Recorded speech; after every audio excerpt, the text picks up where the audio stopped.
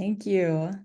Welcome, everyone. My name is Marisela Rodriguez. My pronouns are she, her, and I'm the Inclusive Teaching Manager at the Center for Teaching and Learning. I see that we're joined by just so many thoughtful folks from different spaces across campus. I'm just scrolling through the chat here as you introduce yourself.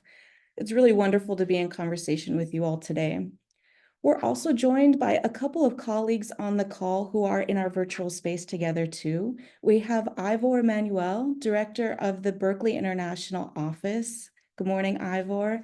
And we have Anna McCready as well. Good morning, Anna, our Communications Coordinator at the Berkeley International Office. I'm thrilled to be with you today as colleagues from the Berkeley International Office, Counseling and Psychological Services, and the Center for Teaching and Learning co-host our first workshop in a semester-long series designed to spotlight new aspects of mental health responses to tense interactions and relationships.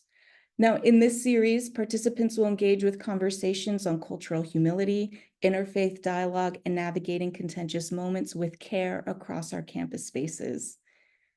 This series is generously funded by the University of California in response to a call for proposals from the campus community to address bias and bigotry on campus.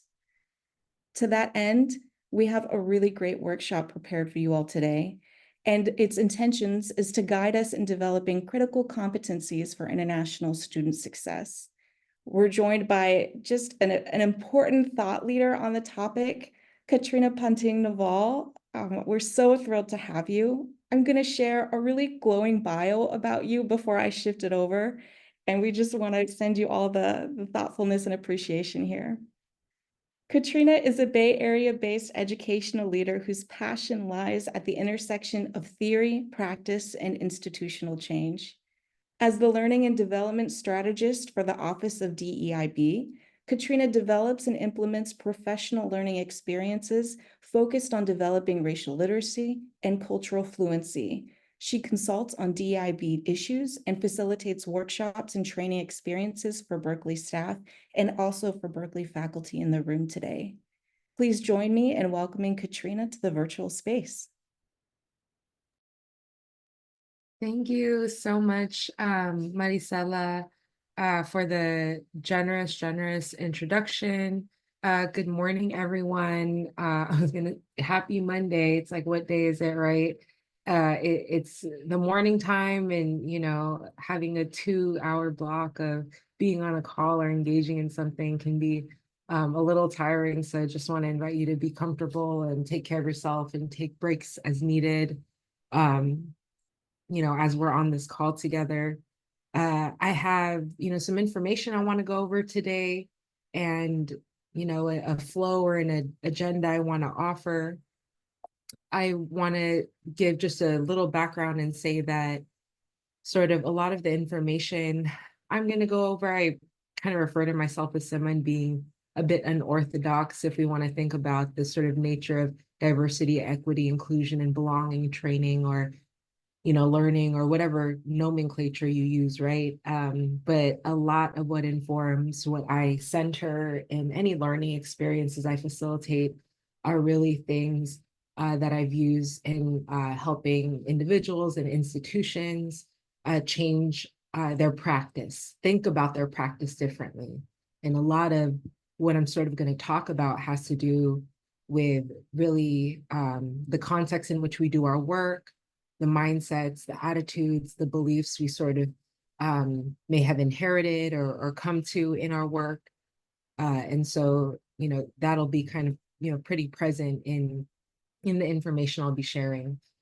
For a brief moment at the beginning, I just want to invite you all to just have some open conversation. I'm going to present a question on the next slide, and I want to invite folks to engage if there's anything that's on their mind as it pertains to that question.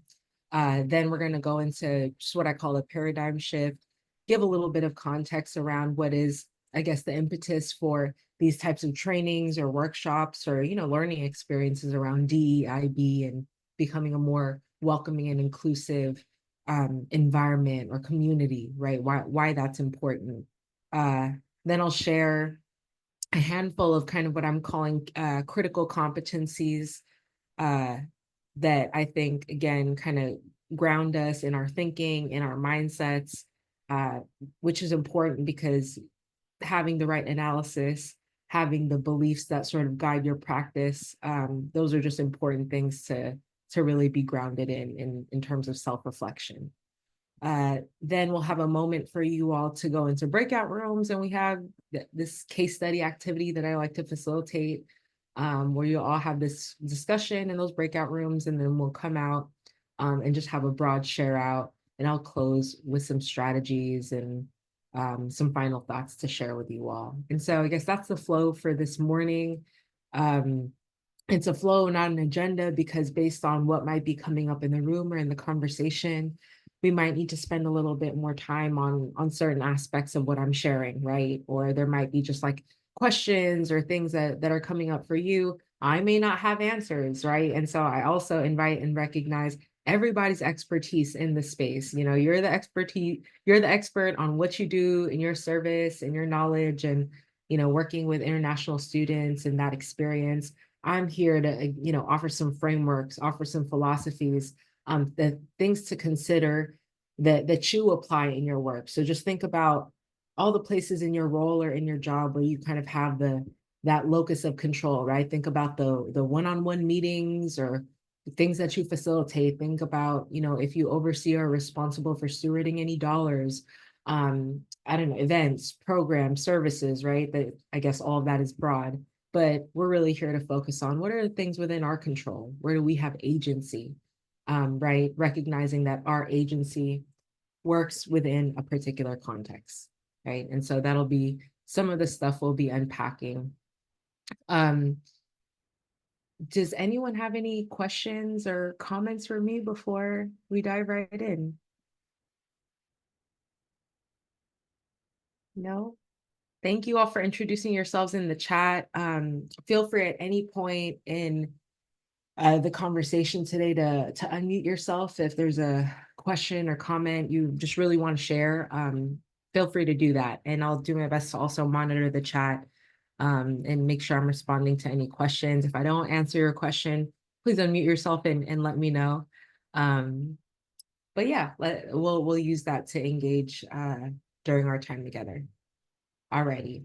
And so for this kind of opening discussion, and I'll give, a pause, a moment for us to actually think about this before we just start sharing. Feel free to share in the chat and verbally. Love to hear from you verbally if you're comfortable with sharing. And the question I'm presenting here is, what are some factors that influence student success for international students at Berkeley? What are some factors? Factors could, you could look at that in different kind of ways. You could be as specific or as broad. You can speak directly from your experience and observations in working with students.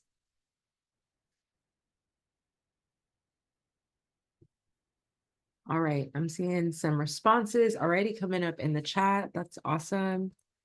Access to community connections. Yes, community, already a theme popping up here. Oh, I really like ongoing open and honest dialogue to allow students psychological safety, visa limitations. Thank you, Karen. Thank you, Brenda. Home country unrest, upheaval, Rachel. Wow, yeah, that's a good point. You're navigating two multiple environments. Your mind and your heart is in both, right? That's a lot to kind of carry. Stability and related international policies. Yes, those things shape a student's experience, right?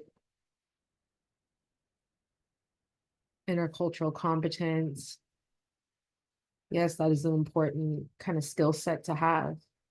Ability, finances. Yes. Thank you, Kate. Feeling homesick. Yes, feelings of belonging, feeling othered, feeling alone. Financial stability. Yes, finances being kind of another theme coming up.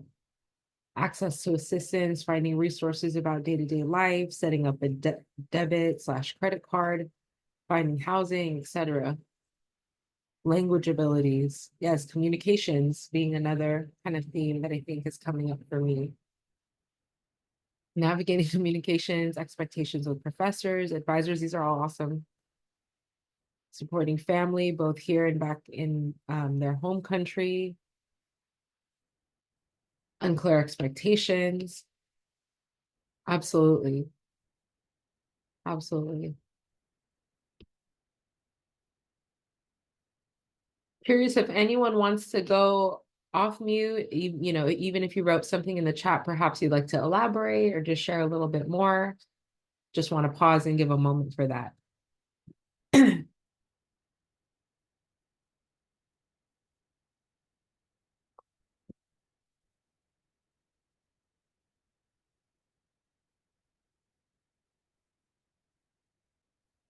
All right.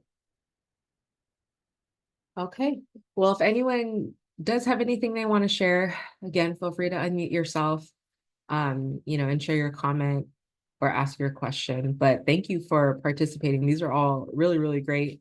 And I'm asking because I, you know, want to learn from your perspective, right? Again, you're the experts on your field and what it is that you're doing. And so, you know, the extent to which any of the information I'm sharing resonates with you. There's examples you can think of, um, things like that. There's those connections. I encourage you to share those things in the chat. It's just helpful for me to know as a facilitator, and also kind of, again, centers the conversation on, you know, students and how we can uh, be impactful and supportive of students, right? So thank you again for engaging. Feel free to, for folks who haven't contributed yet to the chat in response to this question, feel free to continue to think about it and share something in the chat with us if you'd like. Okay. All righty. I'm going to go ahead and move on. And I'm going into, before I talk about the paradigm shift, I want to sort of take a moment to pause and give like a snapshot of what I think I would call in the traditional, and pardon the kind of quality of the photo, although I think it kind of ended up looking kind of cool. Um, but I want to take a moment to talk about sort of what I mean when I say the traditional approach, or the traditional way to approach education, traditional frameworks, when I use that type of language. And what I mean by that is, I guess back in the olden days, right? Before, and I'll say to some extent that still exists now, the sort of attitude of not everybody's going to make it, right? This is a very rigorous, elite institution.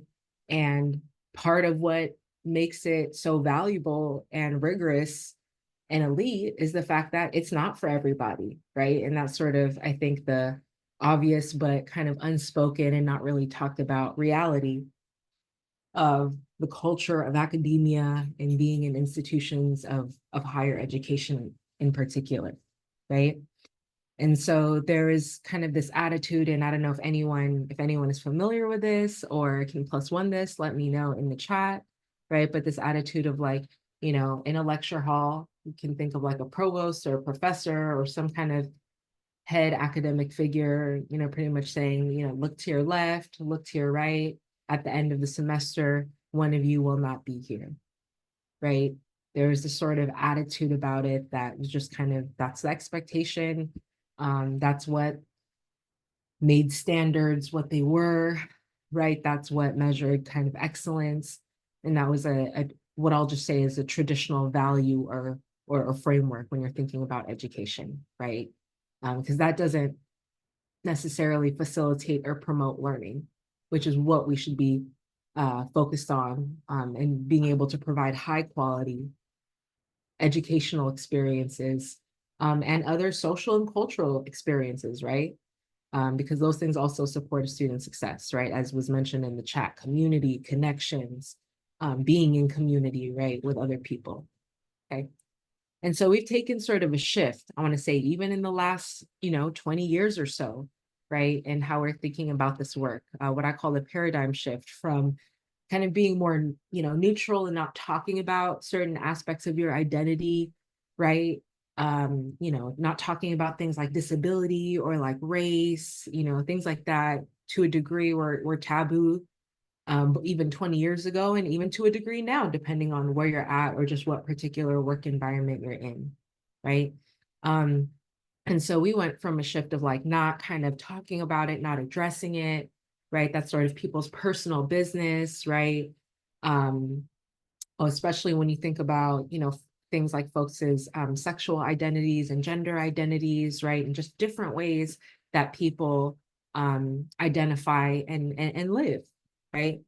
And so we went from that kind of environment of like, that's your business, we don't talk about it, right? Identity neutral is what I'm calling it, to now being DEIB focused to a degree. And we use different language to talk about that, right? But there's this idea that now we need to have some kind of competency or proficiency around, working in and with and serving diverse communities, right? And in some places there's, it's even expected in our success, right? Outcomes, right? It's could be connected to funding, right? It's in many places it's become that connected to the institution and institutional goals.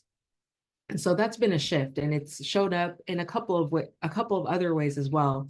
One is what I'll call the standards of excellence. So we have, I think, a couple of things we can point to within the university that just remind us what those standards are. One includes the principles of community, right? This collective set of, sort of community agreements that are made by um, collaboratively by students, faculty, and staff. Just a reminders of how, we act and, respect one another and what our purpose is as an institution. And we also have the standard the UC core competency ABC model. And so that's the photo that's on the slide. And the ABC stands for achieving results, building relationships, and creating the future. And so these sort of frame, kind of have the different buckets for the expectations, there are of University of California employees in their work, right? These are things that we should be cultivating or working on, attitudes we should have, right? Values we should have. These are also competencies, right? Things we can act on and do, and can be reflected in practices, right? And so we have, certain things at our organization that can point to like, these are our values and this is what's important to us. And that has been a shift. And lastly, the thing I'll point to, and it brings us to even today, right? There's professional learning is something that's, I think, become, more and more supported over time. And there's a lot of amazing people and giants in this work, supporting those efforts in different ways. And so again, professional learning is important because it's a resource and it's a commitment that we need to have if, becoming a more equitable and welcoming and inclusive environment and having results that show that we really want to work towards that. We got to have some kind of commitment, right? So commitment to professional learning, organizational learning, support, right, is important now. And that's been a shift. It hasn't always been like that, right? Because again, before, we used to just say, look to your left, look to your right, you either make it or you don't. And that shift within the classroom, we'll say, is look, can be referred to as, even having a student success agenda, right? Saying that completion is important to me, not being the most rigorous class where only, X amount of students do well, right? It's the opposite, right? I actually see it as rigorous, that I can engage different students from different backgrounds and make learning exciting, and genuinely assess students based on what they've learned and their knowledge in this constructive way, right? Um, Rather than the sort of kind of punitive, authoritative, stress-inducing way, right? In the traditional, okay, is sort of what I'm describing. And so there's been a shift. There's been a shift in how we're trying to see ourselves as institutions and do better for students. And lastly, I'll say, it's not on the slide, but lastly, I'll say the Division of Equity and Inclusion on campus also had some incredible leadership around how we talk about this work with students, and that is through thriving, right? There's a bunch of the student thriving initiatives that are aimed towards specific student cultural groups, right? And I know that, for the university, that's kind of particularly in a Western context, right? But, I think we also understand the ways in which international students, right, students from other countries are also racialized and perceived in these environments. And so I think it's still so, again, important to point out these initiatives because the notion of thriving is, about more than just kind of doing well in school and achieving the academic success, but really feeling the sense of being enriched and supported, and achieving beyond your potential, I think is something that thriving tries to demonstrate. And so I wanted to name that leadership on campus as well. Okay. Again, if there's anything anyone wants to share or comment on, feel free to write that in the chat and or share out loud or verbally by unmuting yourself. A few of the critical competencies I'm going to go over. These are the sort of overarching ones. In between, there will be these concepts I'm going to just briefly go over, assuming we have time, if I don't spend so much time yapping and get through all the information. But those competencies are student ready, which is an analysis of what I'll say an institution or an organization as a whole, right? It's this kind of broader, holistic institutional analysis, thinking about how multiple processes and policies may have to work together, right, to meet a particular outcome. That's an institutional examination. So I refer to that as student ready. The second is equity minded. And equity minded is really about kind of, your consciousness. So your belief system, your mindset, your attitudes, right? About students, about education, about teaching, about learning, how we show up in that way as individuals, right?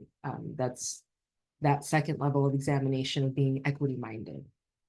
And then finally, being transformative. And transformative refers to really kind of, what we do and how we do, right? So it's like the interpersonal nature of how, I guess, these equity practices, I'm going to call manifest in the work. And in parentheses, I have service slash pedagogy because, I'm seeing, like I've seen all the wonderful introductions. Hello, hello to everyone again.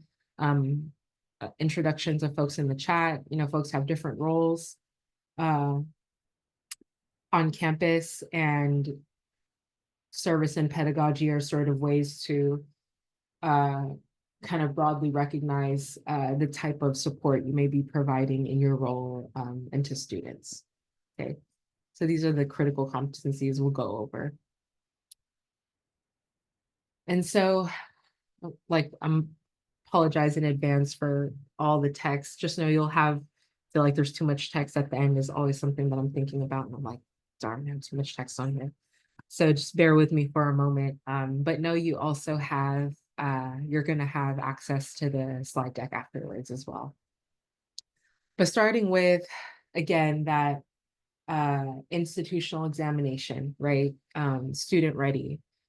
This work comes from the work of Tia McNair et al. In this book that they published, Becoming a Student Ready College, back in 2016, which, for context, and the work that I've done, help support the community colleges that I've worked with in order to sort of redesign the college experience to really focus on completion and having that student success and completion agenda, right, and closing equity gaps. And so just giving a little bit of context of how this literature has been fundamental for organizations and thinking completely differently about their practice and their mindset, and making sure that it is a mindset that is really intentionally supporting student success, right? And so one of the quotes from this book I've shared here on the screen, I'll go ahead and read. Pardon me, background noise. It reads, at student-ready colleges, and also think about this as just organization, right? Being a student-ready organization, entity, right? In this case, they're talking about colleges, but this, applies widely. And so it says, as student-ready colleges, all services and activities, from admissions to the business office, to the classroom, and even campus security, are intentionally designed to facilitate students' progressive advancement toward college completion and positive post-college outcomes. Student-ready colleges are committed not only to student achievement, but also organizational learning and institutional improvement. Student-ready colleges offer a holistic approach to leadership that empowers all members of the campus community to serve as leaders and educators. And so, just from this quote, a few things I want to highlight. Uh, One is the fact that every single person, every employee, has a critical role in supporting the success of students, right? Regardless of what your role is or what the nature of your work is, everybody has a critical role, as well as every single resource should have a critical role, and every function, right, should be intentionally designed to support student success. Um, and in terms of, thinking about student readiness, it's also about not just thinking about how certain structures and processes may create certain barriers, right? Or where there may be certain challenges or gaps, but it's also a culture you're trying to instill within an organization, that changes what the traditional question used to be, which is how can we get more college ready students, right? That was a more traditional notion of you have to come ready, come prepared, come knowing this is everything they expect, be prepared with an experience you haven't had before, right? Which really results in certain equity gaps because who has the capacity to be kind of prepared in the way students need to be prepared, especially to be at a prestigious university like Berkeley, right? Um, and so that, again, paradigm shift to talking about how can we be student-ready colleges is a fundamentally different way of thinking about our relationship to students that I think is really powerful for an organization to think about, if they, want to see improvement in outcomes and just, act on and leverage opportunities to improve the quality of the experiences students have with you, right? And in your services and in your classrooms and all of that. And so that's student ready, right? So again, just thinking about how multiple processes and things work together with a question of students first in mind, right? Next, I want to go to the concept of equity minded. But before I go into equity minded, I want to kind of lay out some additional definitions so that we're clear on what we mean when we refer to equity. And so I'm going to use this illustration that I think is super helpful in this conversation, developed by our colleagues at the Center of Urban Education, now the Race and Equity Center, at the University uh, of Southern California. I was going to say South Carolina, USC. And so it starts out with talking about this notion of equality. And so on the screen, there's an illustration that has three different ladders and three different kind of student figures, and they each represent three students with three different journeys, and they all appear to be exactly the same. The students look the same, the pathway looks the same, their goals look the same, right? And so this notion of equality imagines an equal world, right? So we may have heard this, the notion or hear the notion that, I care about all my students equally, right? Doesn't, sometimes people get more specific. Doesn't matter what you look like, what your skin color is, or where you're from. Like I treat everyone the same, right? In the classroom, it could sound like everybody gets the same tests. Everyone gets the same syllabus. Everyone gets treated the same. The expectations are high for everyone. It's fair, right? And so equality is imagining that the world is equal. And that's why all three students are virtually the same in this, right? And that's why we hear those notions. I'm just treating everyone the same. I'm treating everyone equal, right? As it should be. And so that notion in and of itself isn't negative, but it's just not realistic, right? Because we know that the world isn't, in fact, equal per se. And so now that image of the three students looks a lot different because the student all the way on the left is much closer to their goal than the student all the way on the right. And the student all the way on the left is closer to their goal because that student has um, specific access to different kind of forms of capital that help a student be successful and exemplary, right, in their on their way to achieve their educational goals, right? And so, naturally they're going to be closer and on track to complete their goals, whereas the student who's all the way on the right is now actually coming from a hole, right? There's like a ladder coming from a hole. And the reasoning, according to USC, is connected to students who may have gone to more poorly funded schools, excuse me, where they got kind of less skilled or less prepared teachers, right? Truncated curriculum, less counseling support, right? So this illustration kind of highlights educational disparities that really, as we know, according to history and data, are associated with race, with class, um, with disability, right? And so, although the notion of wanting to treat everyone exactly the same, and say we're fair and all of that because we're treating everyone the same is nice, but it's just not reflective of reality because students are in fact all different, show up differently, and have different access to resources and supports, which naturally are going to inform the extent to which they're successful or feel safe or feel like they belong, right? And so we have to be aware of that. It's important. Not only is the world unequal, though, it also has what we call bias and systemic racism, right? Where this notion or concept of race and the organizing of society by race has resulted in the exploitation and domination of one group over multiple groups, right? And there's a history and a legacy of marginalization and exclusion connected to that. And so race, we know, has mattered in data, that outcomes can still be predicted by race in 2024, right? We know this. Um, and if we understand that these outcomes don't exist because of any inferiority or superiority of any groups over one another, which I don't believe, and I don't think anyone here believes, then we have to then question what is it about our systems, our processes, our policies, our culture, our environment that is helping to produce these outcomes? What is it about the design of the student experience and the barriers that may exist that create certain outcomes if we know there's nothing inherently inferior or superior about different cultural groups? Okay. And having the awareness that we have this kind of legacy of marginalization and exclusion in this Western American context is important because we have to be attuned to what that reality is if we want to better understand how power dynamics and difference and identity, how they matter now and why they matter now, right? Because we're going to be in some situations because we're working across difference, right?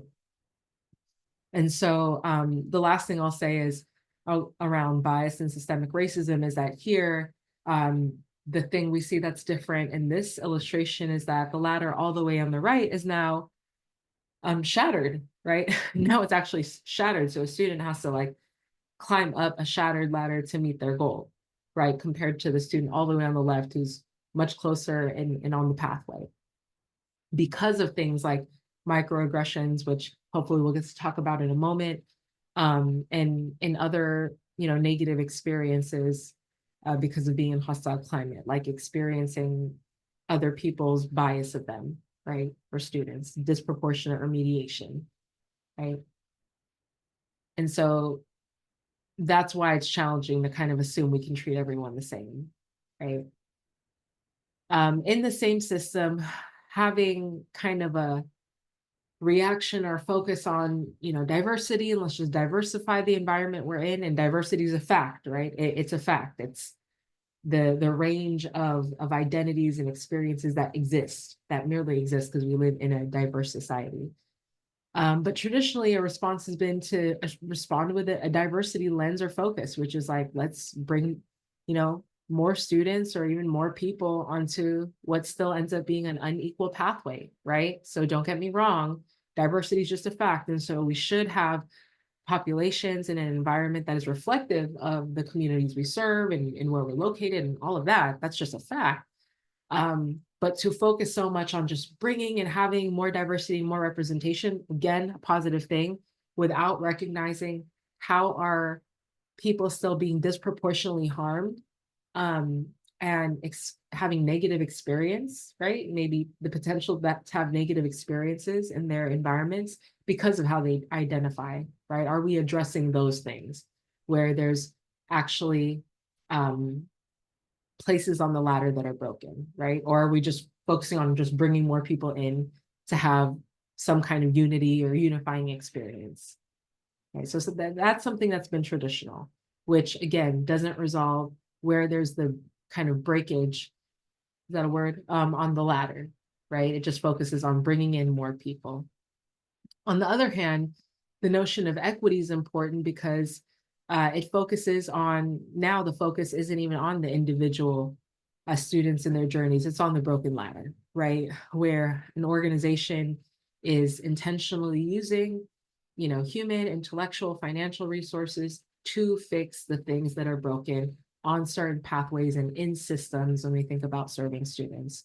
And so that could look like regular data disaggregation and analysis to identify where might we have gaps as an institution, to be intentional with our goal setting and action planning, especially if we do have kind of equity gaps that we've identified, right?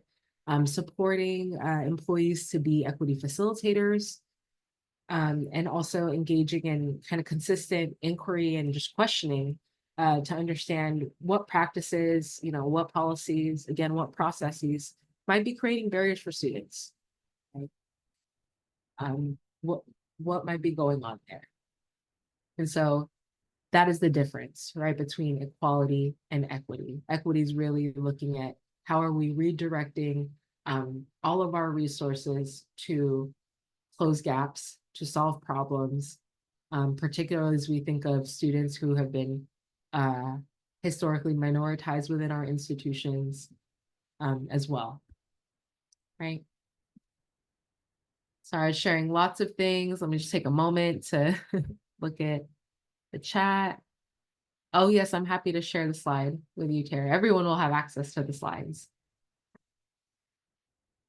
And so I share all this to kind of lay the groundwork to talk about the second framework, right? That competency of equity mindedness or consciousness. And this is how we show up as individuals. And so what equity mindedness is, and the sort of, I would say, pioneering scholar around this is Dr. Estela Mara Ben Simon, who is at the University um, of Southern California. And equity mindedness is really this notion of being a practitioner of equity, right? And so to be a practitioner of equity, they believe that, or she argues that it requires assessing and acknowledging that practices that we've been doing may not be working, right? That they might need to change. It views inequities as a dysfunction of structures, again, thinking of the design of things, of policies and of practices that we, to some extent, may have control over, influence over, right? It requires that as individuals, we question our own assumptions, we recognize stereotypes, right, that harm students ultimately, and be willing to continually assess whether or not what we're doing is effective in order to make meaningful change for students. And then lastly, equity-minded practitioners have this sense of accountability. It's a sort of sense of personal and institutional responsibility that we have for the success of students. Again, a fundamental change in that question, right? Going from saying we want college-ready students to how do we be a more student-ready college, right? We see ourselves as an organization as having responsibility in facilitating that success. So that's equity minded. And equity minded, again, looking at those ladders is making sure we're clear when we're talking about those differences between equity and equality. Interestingly enough, even in the most forward-thinking progressive institutions, just in the work that I've done over the years, I've learned that just that fundamental different perspective in what equity actually means results in a lot of disconnect, right? Because it's kind of hard to have dialogue around these things, right? I don't think we're necessarily, equipped with tools to have these conversations in a constructive way, and that's why it can be difficult. But we can build those things. Again, pardon the noise. So that's equity mindedness. And so uh, part of, again, why I'm sharing these different frameworks and things that are connected to our belief systems, because I think what you believe, right, really shapes how far you're willing to go, right? And what you're willing to do. So really interrogating and examining, thinking about our beliefs is super important. And I think it also is relevant to this notion of cultural intelligence, and really appreciate this particular, excuse me.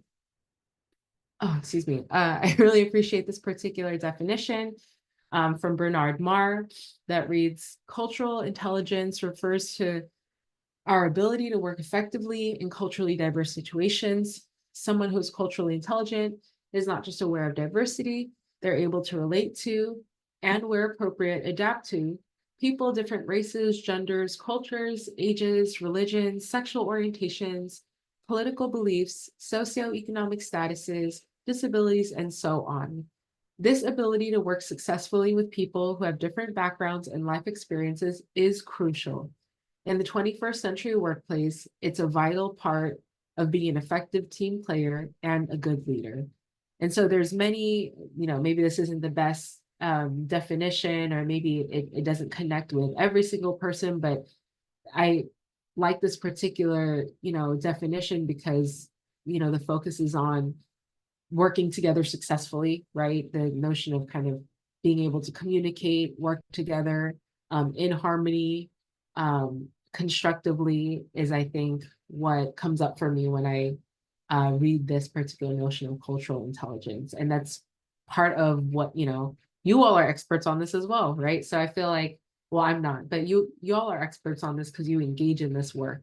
And so I'm sure you all have different kind of experiences and learnings and things you've observed in terms of being able to work with students who are coming from different backgrounds, right? And just bring this richness of perspective, um, experience, and just diverse experiences. So uh, wanted to take a moment to just kind of remind us that having this context around student readiness, right? Thinking about what is our institutional responsibility, how might we shift and think about changing and shifting structures, design of things, processes of things, so we're more responsive to students, being equity minded and conscious, right? That being important because those things help lay out the context for which we have to engage in this cultural intelligence work, right? And using cultural intelligence or developing or practicing it so that we could be as supportive and responsive to students, right? Knowing that we're communicating and working across difference, right? Which isn't easy. And again, if there are things that folks, if there's anything that is resonating that you may want to speak to, or examples you want to share, feel free to share that wisdom, that knowledge in the chat. Almost through with just a few more things here, and then I promise you're getting an opportunity to talk to one another. I just want to thank you for your time and attention. And I know I'm kind of talking a lot at you. So again, just I invite any engagement if you all have any comments or questions or anything that you just feel like sharing with the group, right? And so before we go to the last kind of competency of transformative, there's a couple of other things I want to just address about the perspective that I think is important in this work. And one is the kind of diversity, equity, and multiculturalism approach. And so kind of similar to that slide we saw the ladders with the diversity approach, where you're bringing more kind of people, just different people, diverse people onto the same unequal pathway. Uh, with the diversity, equity, and multiculturalism approach, what often happens is that the focus is really just on, equal representation of backgrounds, and different causes. This typically ends up kind of celebrates difference on the surface level, right? And the focus is on differences and not disparities. And so what we mean by that is, and these things aren't negative, um, but I just want to point out that the flyer that is on the slide, for example, right, is promoting food, music, drumming, right? Like essentially bring part of your culture, bring a food that you would make in your culture, or an activity that you would do, right? Because it's about celebration, honoring, sharing, and being able to also just recognize the diversity of the community. Not bad at all, right? I think these programs, also part of what I engaged in and participated in as a student organizer, as a matter of fact. And so, um, what I why I want to share it here, though, is because it's important to recognize that we can have the sort of multiculturalism approach of like, let's celebrate difference and make sure everyone's represented, and sort of having this sense of unity. That's great, but there's ways in which through that particular focus,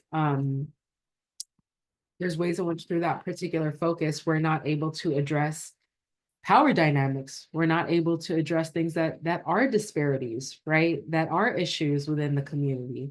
And so we recognize the importance of being able to have these experiences, these activities, but it's also, I think, important that we have kind of critical engagement around issues as well, right? As being equity practitioners, just honestly, that's something that is important if you want to be in community, right? My mentor used to always say, like, there is no relationship until there's conflict. That's when a relationship begins. And so being able to work through conflict, through difference, through disagreements, um, you know, in constructive ways, that's a strength, right? And it's something that we all, I'm sure, strive to figure out, how can we do this better, differently, as needed, right? And also, again, I respect the expertise y'all bring to this, because of the work you do. And so rather than having a multiculturalism kind of centered approach, right? Um, I recommend and believe in this notion of building racial literacy. And this, one of the concepts being, I think, help led by scholar Sonia Douglas Horsford, whose photo is on the slide. And Sonia's name should be on here too. I apologize. I'll update that in the deck. But racial literacy is this notion of, you understand what that concept of race is, right? How it functions and its relationship to inequality, right? So it's not just understanding or thinking about race, I don't know, just generically or in a vacuum, but really understanding how it's been this sort of central organizing mechanism around rewards, consequence, um, accessing resources, being deprived of resources, right? And understanding, like I mentioned earlier, the legacy of marginalization and inclusion and exclusion. And the thing about it is that in the DEI work, it's really nothing new. We're not bringing the notion of bringing race and culture into higher ed, or the work that we do isn't a new thing, because of racial difference was pretty much identified even in the exclusion of people, right? That was already a conversation being had, right? Difference meant something. It meant access, right? It meant access, because all communities didn't always have access to higher ed institutions, right? They weren't built for everyone. But that notion of racial literacy is understanding how race connects with inequality, right? How it manifests and why. Okay. That's racial literacy, and something that, again, in being equity minded, I think is really important.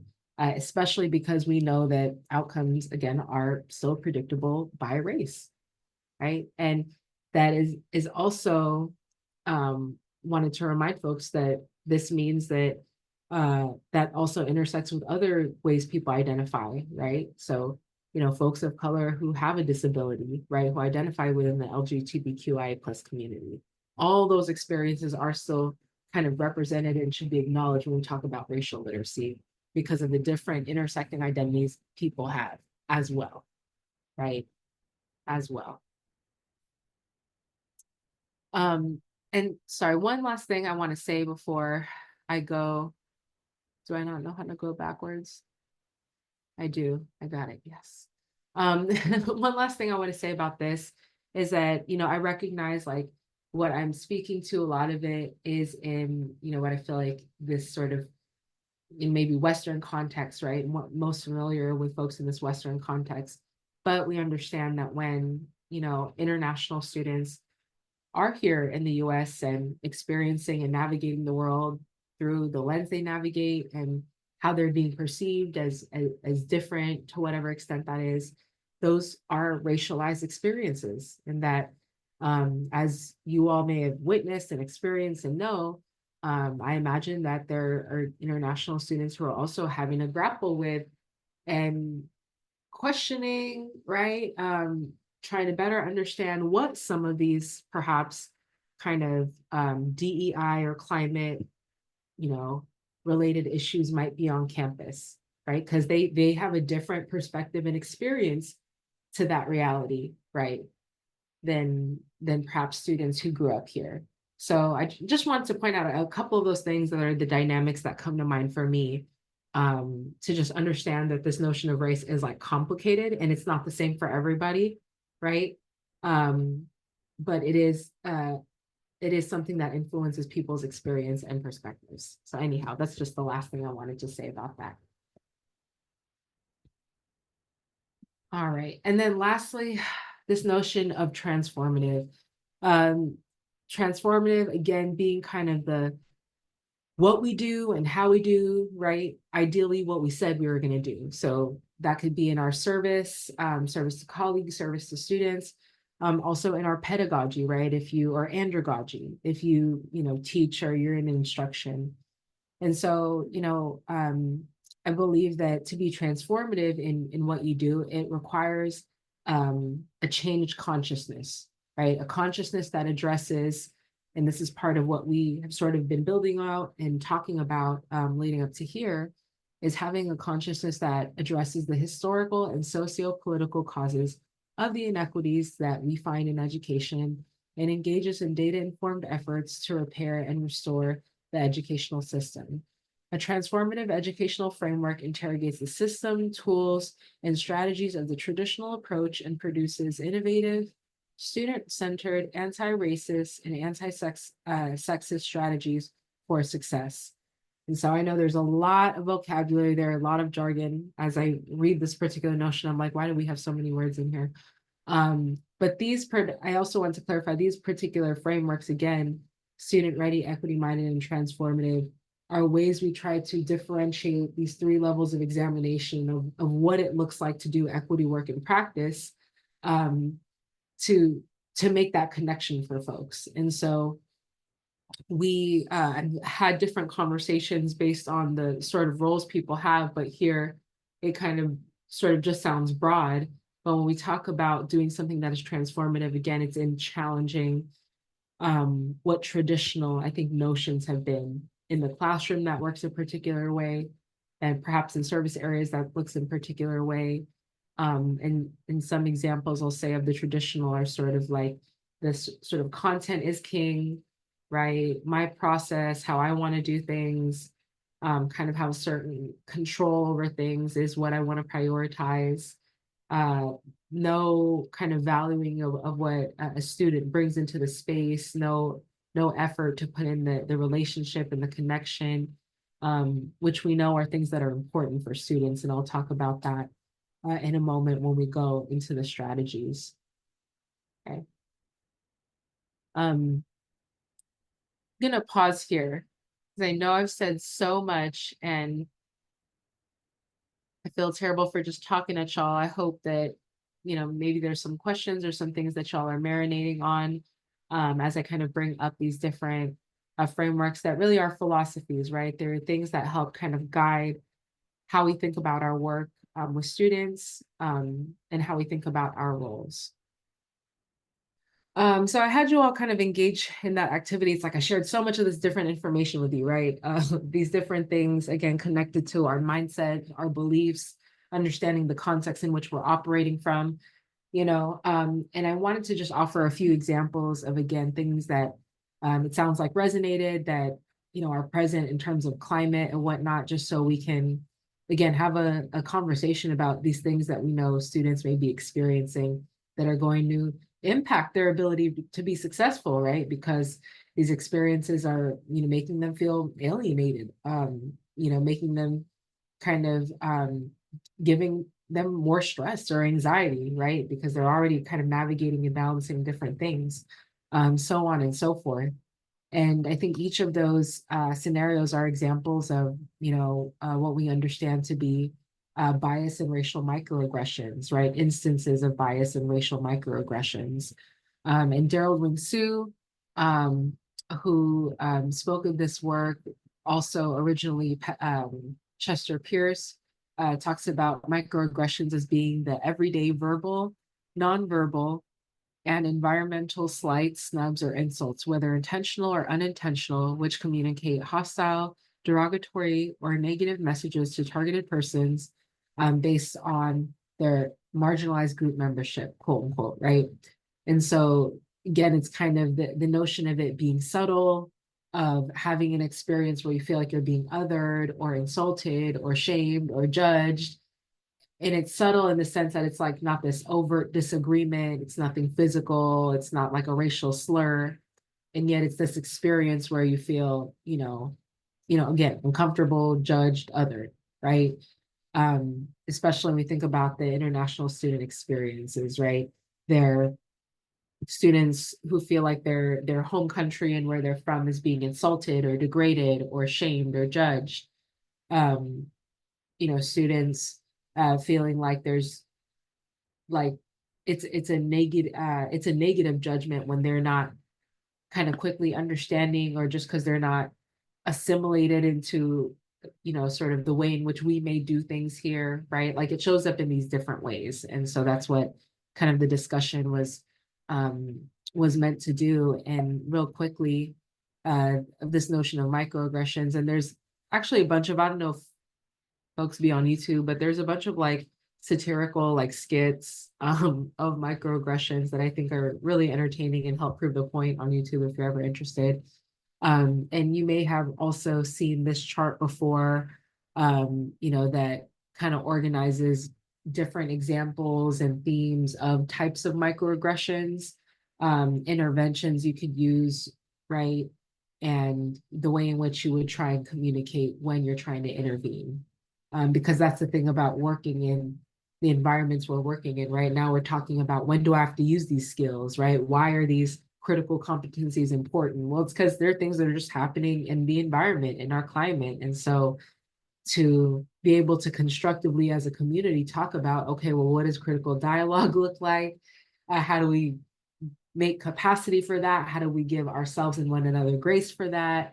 What are some things we're going to need to know and do? Like that takes actual skills and resources and time and reflection, right? It's not just talking about it, it's a practice of doing it as a community. And so that's what I'm kind of trying to offer here. That might just be a refresher, a reminder for folks of how we can think more deeply and reflect on these kinds of messages, right? Just with these microaggressions as being just some examples of what might be some hidden messages and kind of coded language and things that we may be unknowingly communicating to students, right? Just a reminder to think through that. And so, I thought that that's something I want to share because I always find it useful. Oh, this chart's so helpful. I'm glad someone said it. I'm like, I feel like I've used this for so long, but it's just really helpful, right? And then here I won't go over every single one for the sake of time, but I wanted to summarize some strategies that I think, or practices, whatever you want to call them, that I think are important Again, there's a lot of things that are connected to just being self-reflective, to critically thinking, but also in the work looks like, how do we develop those intentional relationship with students, intentionally facilitate and foster the sense of belonging. What do our pedagogical strategies look like, right? And how can we engage in things that are more about community building in a way that is respectful, and that there is that respectful exchange, um, of different, cultures in the process, right? Where students understand, even if there's differences in what they think this experience should look like, this practice is important, for, the integrity of what we're trying to do in this program, in this class, right? Which is show mutual respect, right? And inclusivity, or however you want to explain it. Again, being prepared for microaggressions and things like when just different instances happen, how do we facilitate dialogue? How do we prepare ourselves for just trying to be as supportive as we can, right? We're not going to get it right all the time. We're going to make mistakes. But how do we recognize that as a practice for continuous improvement? Because things happen, and we have some level of responsibility to communicate, have a strategy, and just try our best to foster again a more welcoming environment. And then lastly, I guess I did end up going through all these, but making sure we're connecting students with the requisite resources, or ensure that they know that they have opportunities for things, right? We may not advertise every single thing because there's nuances and context we have to be aware of as we try and advertise certain resources to students, but just reminding them that there is a breadth of support for them, right? Because the institution is invested and believes in their success, and so do the employees. And so, just one last thing I want to leave you all with, and it's in the source section, and I need to fix that typo. Dorinda Carter Andrews, a really incredible scholar, that I've gotten a chance to bring as a speaker. She's incredible. She does this TED Talk called The Consciousness Gap in Education. If you have time or are interested, check it out. But she closes that talk with these three critical self-reflection questions, which I think are just valuable. And they are, how does my own social location, my race, my class, my gender, my religion, shape my mindset about the practices that I act out? What is it more that I need to know about culture, about power, about difference? Where do I learn this information? And then also, how can I be a more uh, critically race conscious leader? Excuse me. And I just want to remind folks that being critically conscious about race is significant because the relationship of race and racial inequality to this particular context that we work from, right? Because race outcomes are still predictable by things like race. And so that's why they're consequential. And there's an emphasis on those things, right? And so I wanted to leave you with these questions, to kind of explore as you continue on with your journey. With that, we are at time, I believe. I'm going to go and make some quick edits to my really bad typos and grammar in some of these slides, and then reshare it with y'all so that you can access the information. But thank you all so much. Thank you for enduring. I know it's lots of talking. I really loved hearing from folks who shared in the chat and verbally just their perspectives.